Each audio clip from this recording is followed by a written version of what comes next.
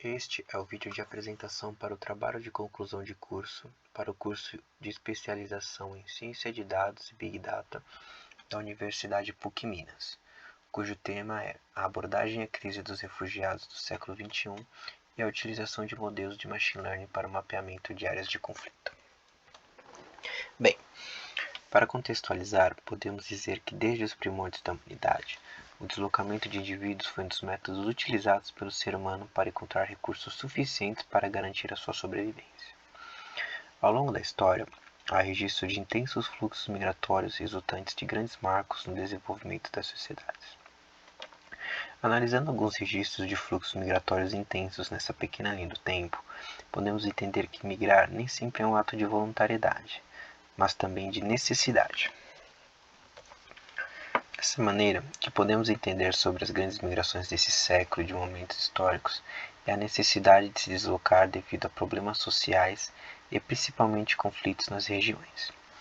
Assim, o propósito dessa pesquisa é relacionar regiões onde houve acentuado fluxo migratório a áreas de intensos conflitos e ocorrências regulares de ataques terroristas no século XXI.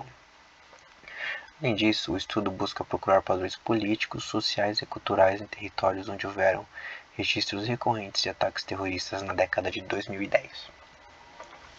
Após a análise dos registros de deslocados na última década, optou-se por estudar especialmente os registros de ataques terroristas nos continentes africano e asiático. Para as análises dos registros foram utilizadas diversas bases de dados, em especial a base de dados do Global Terrorism Database, com registros de ocorrências de ataques terroristas. Para uma segunda análise, a base de dados de ataques terroristas foi utilizada em conjunto com diversas outras bases de dados, bases de indicadores políticos, sociais e culturais. Todas essas informações descarregadas foram tratadas e processadas através do gerenciador de banco de dados MySQL, onde cada base de dados passou por processos de inserção de novos dados, limpeza, padronização de informações e a utilização de cálculos para preenchimento de valores faltantes.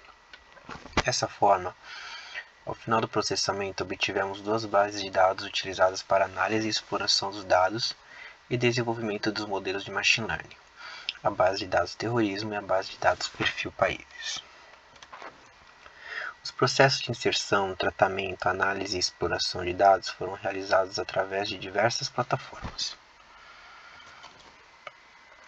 A análise e exploração dos dados foi dividida em três partes. Inicialmente foram analisados os registros de territórios e países através do Jupyter Notebook. Aqui podemos observar a quantidade de territórios presentes na pesquisa. A segunda parte, uma análise mais individual sobre cada território, foi desenvolvida no Power BI, onde o dashboard foi desenvolvido com informações políticas, sociais e culturais de cada território pesquisado. A terceira parte também foi desenvolvida em Python no Jupyter Notebook, com informações sobre ataques terroristas, onde é possível visualizar gráficos e data frames com as informações sobre continentes, territórios e regiões, além de analisar os impactos e caracterizações dos ataques terroristas. Os modelos foram desenvolvidos em Python através do Jupyter Notebook. Para o desenvolvimento dos modelos foram testados três algoritmos: o algoritmo Decision Tree Classifier, o árvore de decisão, Random Forest Classifier e KNN, e assim decididas as métricas de avaliação. Antes dos treinamentos e testes realizados para cada algoritmo, foram realizados os seguintes processos, desde o carregamento do dataset até a divisão dos dados em conjuntos de treinamento e teste. Para o desenvolvimento dos modelos utilizando apenas a base de dados de ataques terroristas, foram realizados os seguintes processos, desde a obtenção da acurácia após o processo de ajuste das bases, até a busca por hiperparâmetros e elementos de visualização de desempenho de cada algoritmo. Para ambos os resultados, foram construídas tabelas de comparação entre as métricas de avaliação de cada algoritmo, obtidas após a análise do relatório de classificação após o teste de cada algoritmo.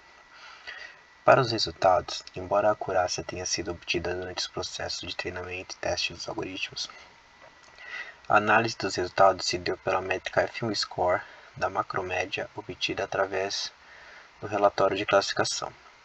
A escolha por essa métrica de análise se deu pelo desbalanceamento da base de dados e pela importância de todas as classes. Ao fim da análise dos resultados, foi possível determinar o melhor classificador e realizar conclusões sobre a pesquisa.